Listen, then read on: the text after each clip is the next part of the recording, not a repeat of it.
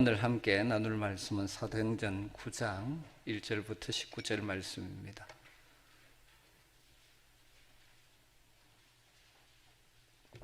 사도행전 9장 1절에서 19절 말씀.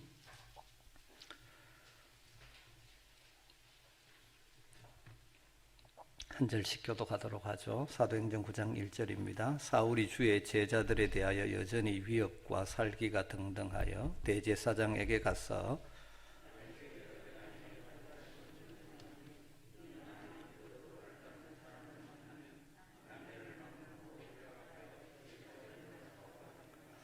사울이 길을 가다가 다메섹에 가까이 이르더니 홀연히 하늘로부터 빛이 그를 둘러 비추는지라.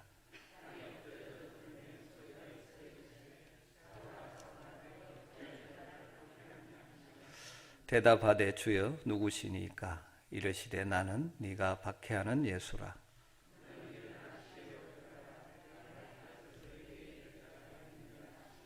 같이 가던 사람들은 소리만 듣고 아무도 보지 못하여 말을 못하고 서 있더라.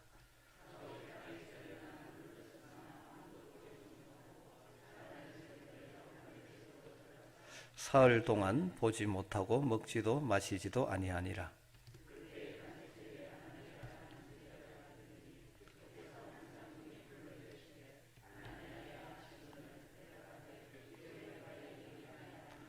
주께서 이르시되 일어나 직가라 하는 거리로 가서 유다의 집에 다소 사람 사울이라 하는 사람을 찾아라. 그가 기도하는 중이니라.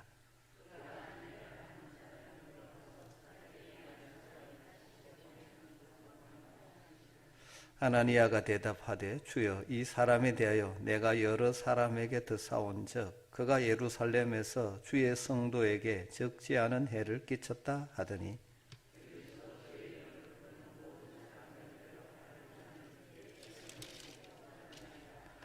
주께서 이르시되 가라. 이 사람은 내 이름을 이방인과 임금들과 이스라엘 자손들에게 전하기 위하여 택한 나의 그릇이라.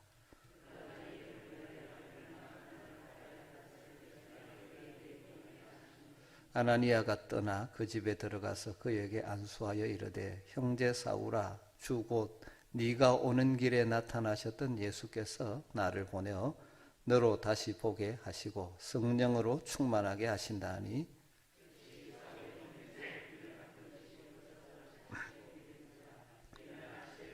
같이 읽습니다. 음식을 먹음에 강건하여 지니라. 아멘.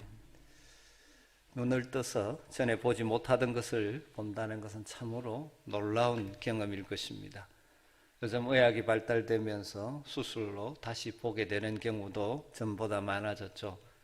수술을 하면 시력이 회복될 수 있지만 경제적인 여력이 없는 분들을 위해서 무료 개안 수술을 해주는 단체들도 있기도 하죠. 여러분 육신의 눈을 뜬다는 것 얼마나 놀라운 일입니까? 그러나 그것과 비교할 수 없이 더 중요한 것은 영적인 눈을 뜨는 것입니다. 사울이라는 이름의 청년, 예수 믿는 자들을 박해하기 위해서 다메섹을 향하여 가던 청년이 그 가는 길 도중에 부활하신 예수님을 만났습니다. 영광스러운 빛으로 찾아오신 부활하신 주님을 만남으로 인해서 잠시 육신의 눈이 어두워졌다가 다시 눈을 뜨게 됩니다. 그런데 바울에게 일어난 사건은 단순히 육신의 눈을 다시 뜨게 된 사건만이 아니죠. 그의 전 인생을 완전히 바꿔놓은 사건, 다르게 말하면 영적인 눈을 뜨게 된 사건입니다.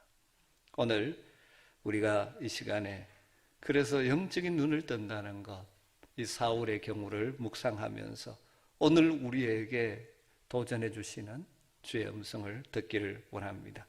여러분, 영적으로 눈을 뜬다는 것이 무엇을 의미할까요? 첫 번째로는 인생의 진정한 주인을 발견하는 것입니다. 영적으로 눈을 뜬다는 것은 인생의 진정한 주인이 누군지를 깨닫고 발견하는 사건이죠. 사울에게 있어서 영적인 눈을 뜬 소위 사울의 회심 사건, 이 사도행전 9장에 나오는 회심 사건의 중심에는 바울이 인생의 진정한 주인을 발견했다라는 사실이 담겨 있습니다. 오늘 본문의 주인공인 사울, 그는 어쩌면 외형적으로 자기의 조건으로 생각하면 자기만 믿고 살만한 사람이었습니다. 그는 정통 유대인이죠. 유대인 중에서도 바리새인이었습니다. 특별히 예루살렘으로 유학 와서 가말리엘 문화에서 가말리엘이라는 유명한 당대 랍비 밑에서 배운, 그 당시에 최고의 스캅 가말리엘 밑에서 배운, 자기 스스로 최고의 지성이라고 생각하며 살았던 자죠. 또 그가 구약의 율법에 따라서 스스로 흠이 없는 삶을 살았다는 것은 그가 도덕적으로도 굉장히 고결한 삶을 살았던 사람이죠. 그런데 그가 가진 자신의 종교적인 판단과 신념과 열정을 따라서 그리스도인들을 신성 모독자라고 생각했기에 박해하고 다메섹에 있는 그들까지 체포하기 위해서 다메섹을 향해 가던 중에 그가 그토록 경멸했던 부활하신 주님을, 예수님을 만나면서 거꾸러지게 되는 것이죠. 정오의 빛보다도 더 강력한 빛으로 찾아오신 부활하신 주님을 만나서 지금까지 그가 가지고 있는 신념, 가치관, 교만, 이것이 다 깨어진 것이죠. 이 상황 가운데서 그의 입술에서 나온 질문이 무엇이었습니까? 5절을 보면 주여 누구이시니까? 주여 누구이시니까? 이 질문에 부활하신 예수님께서 뭐라고 대답하십니까? 나는 내가 박해하는 예수라. 그때부터 사울은 예수님을 주로 부르고 예수님을 주라고 증거하고 예수님을 주로 숨기는 인생을 살게 된 것이죠. 다시 말하면 예수님을 만나던 그날이 사울에게 있어서 예수님이 자신의 인생의 진정한 주인 되심을 눈을 떠서 보게 된 날인 것이죠. 그 후에 그는 빌립보서 3장 8절에서 이렇게 고백합니다. 그러나 무엇이든지 내게 유익하던 것을 내가 그리스도를 위하여 다 해로 여길 뿐더러 또한 모든 것을 해로 여김은 내 주 그리스도 예수를 아는 지식이 가장 고상하기 때문이라. 내가 그를 위하여 모든 것을 잃어버리고 배설물로 여김은 그리스도를 얻고 그 안에서 발견되려 함이니. 영적인 눈을 뜬다는 것은 내 인생의 진정한 주인이 누구신지를 발견하는 것입니다. 이 자리에 계신 분들 다 이미 내 인생의 주인이 우리 주님 예수 그리스도라는 사실을 고백하는 자들이지 않습니까? 그러나 우리가 살고 있는 이 땅에 여전히 많은 사람들은 자기 자신이 자기 인생의 주인이라고 착각하며 살아갑니다. 또 내 인생이 내가 주인 되어서 내 계획대로 내 생각대로 사는 것이 내가 높아지고 자신이 행복해지는 길이라고 가르치는 이 세상의 가르침에 다들 속아서 살아갑니다. 그래서 많은 사람들이 노래하죠. 내 인생은 나의 것이다. 영국의 시인이며 저널리스트여 철학자였던 윌리엄 어네스트 헬리라는 분이 이 세상, 이런 세상의 가치관을 가진 사람들을 대변하면서 이런 표현을 썼습니다. 나는 내 인생의 주인이며 내 영혼의 선장이다. 이것이 이 시대에 많은 사람들이 생각하고 있는 가치관. 여러분, 언뜻 들으면 우리 인생의 가치를 굉장히 높여주는 말처럼 들리지 않습니까? 내 인생의 주인이 나라는데. 바로 이런 세속적 인본주의가 사실은 실상 인생이 어떤 존재인지를 모르는 데서 나온 교만한 외침이죠. 여러분, 자신이 자신의 인생의 주인이 되어 살면 정말 행복할 것 같습니까? 한계성 있는 인간의 능력으로 진정한 행복을 이룰 수 있다고 생각하십니까? 외형적으로 인간의 능력이 대단한 것 같습니다. 큰 일도 이루죠. 그러나 여러분, 인생의 힘으로 어쩔 수 없는 수많은 문제에 부딪히고 맙니다. 진정한 인생의 주인을 모르고 자신이 인생의 주인이 되어 자신이 가진 그 능력, 한계 있는 능력으로 세상을 살아가는 것을 비유한다면 뿌리 뽑힌 나무와 같은 삶이라고 할 수 있습니다. 여러분의 강한 태풍이 분 후에 뿌리가 뽑힌 나무를 본 적이 있습니까? 뿌리가 뽑혔다고 해서 금방 시들어 죽는 것 아닙니다. 여전히 잎은 푸를 수 있습니다. 그러나 그 푸르름이 끝날 때가 있죠. 여전히 살아있는 것 같습니다. 그러나 뿌리로부터 지속적인 수분과 영양분이 공급되지 않기에 말라버리는 날이 다가오는 것이죠. 여러분, 진정한 인생의 주인 되신 주님께 뿌리를 내리고 사는 인생, 영적인 눈을 뜬 자고, 그것이 시편 기자가 말했듯이 시냇가에 심겨진 나무와 같은 인생을 사는 것이죠. 여러분, 우리가 주님을 만났고 주 이름으로 나의 주라고 고백하지만 자주 우리가 주님 만나기 전에 옛날 습성을 따라 세상의 가치관을 따라 내가 주인 된 삶을 살려고 하다가 실패하고 넘어질 때가 많지 않습니까? 이 시간 다시 한번 우리의 진정한 주인 되신 주님 앞에 나아가십시다. 그리고 주님을 의지하며 살아가는 내 인생의 주인은 주님 당신입니다. 고백하며 사시는 여러분 되시기를 주님으로 축복합니다. 영적으로 눈을 뜬다는 것은 두 번째로 인생의 진정한 사명과 목적을 발견하는 것입니다. 영적으로 눈을 뜬다는 것은 하나님께서 우리를 지으신 목적과 사명을 발견하고 이제 그것을 따라 사는 거죠. 그전에는 내 욕심을 따라 내 계획을 따라 살던 존재. 여러분, 인생이 방황하는 이유 중에 하나가 무엇입니까? 분명한 방향성을 모르기 때문에, 다르게 말하면 내가 이 땅에 존재하는 목적과 나를 통하여 하나님이 이루시기를 원하시는 사명이 무엇인지를 모를 때 방황하고 헤매고 인생을 허비할 수밖에 없죠. 청년 사울, 우리는 종종 오해하는데 사도행전 후반에 가면 이름이 바울로 바뀌니까 이 만남으로 예수님 이름을 바꿔주셨다고 생각하는데 그건 아닙니다. 사울은 유대식 이름이고 바울은 로마식 이름입니다. 그래서 이제 로마 헬라 세계로 전도 갈 때는 이름이 다 바울로 사용되죠. 이전에 유대 사회에 있을 때까지는 사울이라고 했습니다. 이 청년 사울이 부활하신 주님을 만나서 주님을 인생의 주인으로 모신과 동시에 그가 깨닫고 발견한 것이 무엇입니까? 자신을 향하신 하나님이 주신 사명, 자신의 인생의 목적을 발견하게 되죠. 사울이 강력한 빛으로 찾아오신 부활하신 예수님을 만나고 육신의 시력을 상실했을 때 그는 누군가의 손에 이끌려서 다메섹 시내로 들어가게 됩니다. 직가라는 거리에 있는 유다라는 사람의 집에 들어가게 되죠. 그리고 거기서 기도하고 있었습니다. 그때 이미 하나님은 이 사울을 위해 또 한 사람을 준비시켜 놓고 있었죠. 그가 누굽니까? 아나니아죠. 10절과 11절을 보면 그때 다메섹에 아나니아라는 제자가 있더니 주께서 환상 중에 불러 이르시되 아나니아야 하시거늘 대답하되 주여 내가 여기 있나이다 하니 주께서 이르시되 일어나 직가라 하는 거리로 가서 유다의 집에서 다소 사람 사울을 찾으라. 그는 기도하는 중이라. 사울은 유다라고 불리는 그리스도인의 집에서 사흘 금식하며 머물고 있었던 것으로 보입니다. 주님은 아나니아에게 사울의 사명이 무엇인지를 알려주고 사울에게 전달하라고 말합니다. 사울이 받은 사명이 무엇입니까? 15절 주께서 이르시되 가라. 이 사람은 내 이름을 이방인과 임금들과 이스라엘 자손에게 전하기 위하여 택한 나의 그릇이라. 하나님은 아나니아에게 사울을 내가 택한 나의 그릇이라고 말씀합니다. 그러니까 하나님께서 사용하시기 위해서 택하신 도구라는 말씀이죠.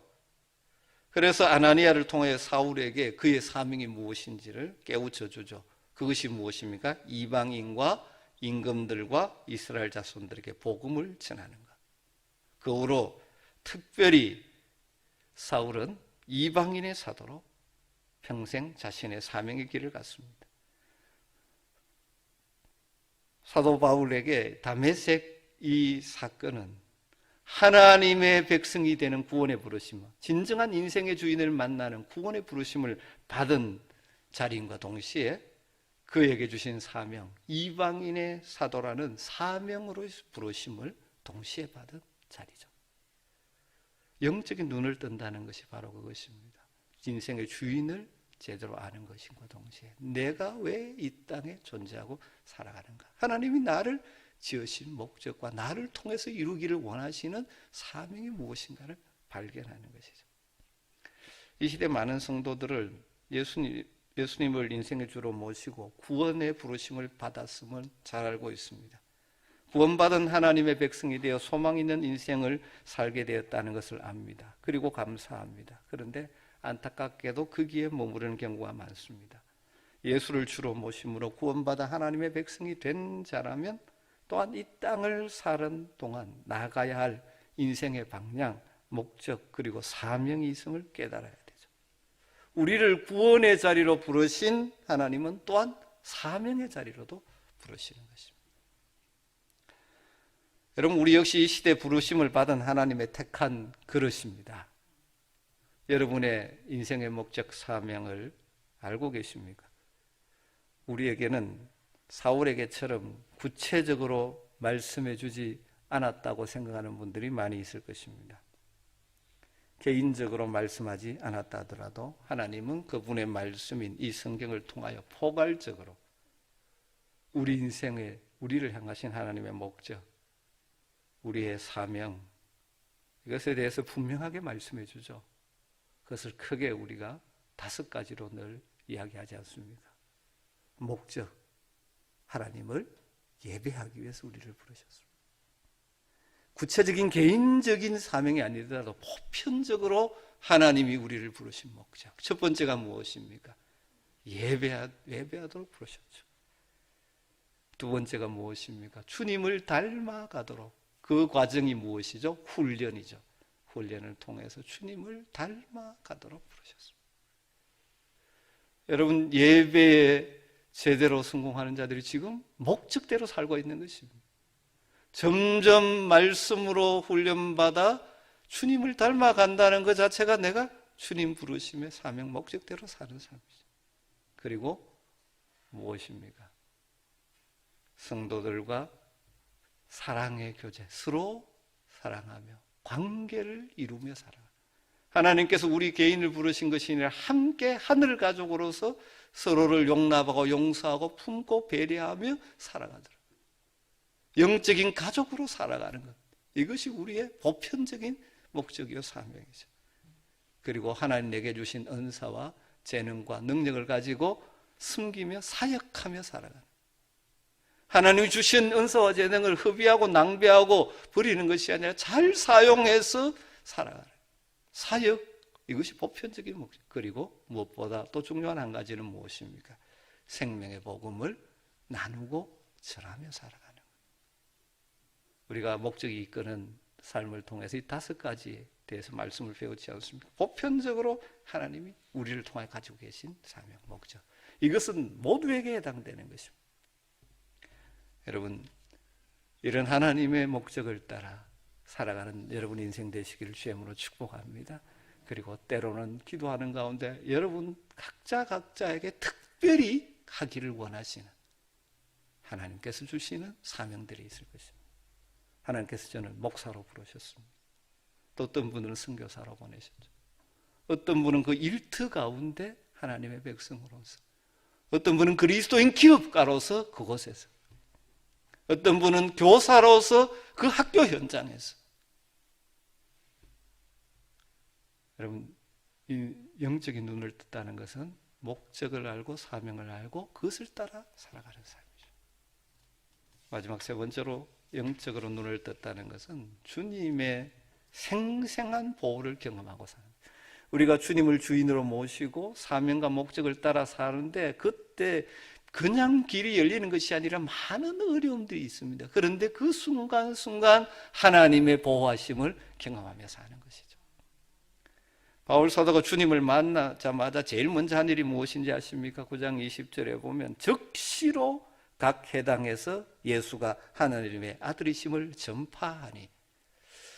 우리는 특별히 바울에 대해서 이 보편적인 생각을 가지고 보다 보니까 자꾸 오해를 하는데, 바울이 부활하신 주님을 만나고 이 아나니아를 통해서 사명을 발견한 후 바로 뭘 했습니까? 즉시 뭘 합니까? 예수가 하나님의 아들이라고 전파했습니다. 우리는 아라비아로 갔다는 3년 이 기간을 생각해서 3년 동안 아라비아 사막에 가서 깊이 기도해서 하나님 신비하게 체험하고 나서 했다고 하는데, 여러분 그건 아주 성경을 오해한 거죠. 성경 해석학자들이 성경에도 없는 소설을 사실 쓴 겁니다. 아라비아로 갔다 했는데, 아라비아가 그 당시 아라비아가 어디냐면 나바티안 왕국입니다. 여러분 요르단에 가면 페트라라는 도시를 아시죠? 거기가 나바티안 왕국의 아주 중심지입니다. 바울은 즉시 전도의 삶을 살았습니다. 은혜가 되기는 3년 동안 아라비아 사막에 가서, 성경 아라비아 사막 갔다 말고 아라비아로 갔다밖에 없습니다. 그 당시 아라비아가 나바티안 왕국이죠. 우리가 쓸데없는데 은혜를 종종 받기를 하는데, 오늘 제가 엮길로 좀 빠집니다만은 즉시로 바로 해당해서 복음을 전했습니다. 그러다 보니까 이것 때문에 어떤 일이 생깁니까? 유대인들의 박해가 왔죠. 즉시 미움과 박해가 왔습니다. 그래서 유대인들이 어떻게 하려고 합니까? 사울을 죽이려고 공모하는 거죠. 그리스도인을 박해하던 자가 완전히 바뀌어서, 여러분 그럴 수밖에 없는 거지. 바울이 구약에 너무나 정통한 자가 아닙니까? 그래서 자기가 아는 지식으로는 나무에 달려 죽은 자는 저주받은 자인데, 저주받은 죽음 받은 자가 그리스도라는 그건 있을 수가 없는 일이라고 생각했죠. 부활하신 주님을 만난 이후에 다메섹 사건을 통해서 깨닫게 되는 것이죠. 아, 그것이 바로 하나님께서 인생을 구원하시는 하나님의 지혜, 하나님의 방법이구나. 죄로 말미암아 영원히 죽을 수밖에 없는데, 하나님 우리 인생을 구원하기 위해서 그 아들을 대신 보내셔 나무에 달려 저주의 죽음을 죽으셨구나. 우리 인생이 당해야 될 저주의 죽음을 죽으셔서 우리를 죄의 저주로부터 해방시켜 주신 분이 바로 예수구나. 그래서 바울이 바로 예수가 하나님의 아들이라고 복음을 전하는 것이죠. 그런데 복음을 전하다 보니까 바로 뭐가 다가옵니까? 박해가 다가오는 것이죠. 여러분 우리도 그렇지 않습니까? 전도하지 않으면 주변 사람들하고 부딪힐 일 별로 없습니다. 그런데 전도를 하다 보면 때로는 욕도 먹고 미움도 받고 그런 것이죠. 영적인 눈을 떠서 진정한 인생의 주인을 만나 자신의 사명의 길을 가는 바울의 일생, 많은 박해도 있고 위기도 있었죠. 그런데 하나님께서 어떻게 합니까? 순간순간 다양한 방법을 통하여 지키시고 보호하시고 함께 하시는 것이죠. 여기서는 광주리에 달아내려서 피신하게 만들기도 합니다. 오늘 새벽 묵상에는 어떻게 합니까? 로마의 천부장을 동원해서 바울을 지키시기도 합니다. 왜? 우리 주님이 사울을 보호하셔야 합니까? 그에게는 완수해야 될 사명이 있기 때문입니다.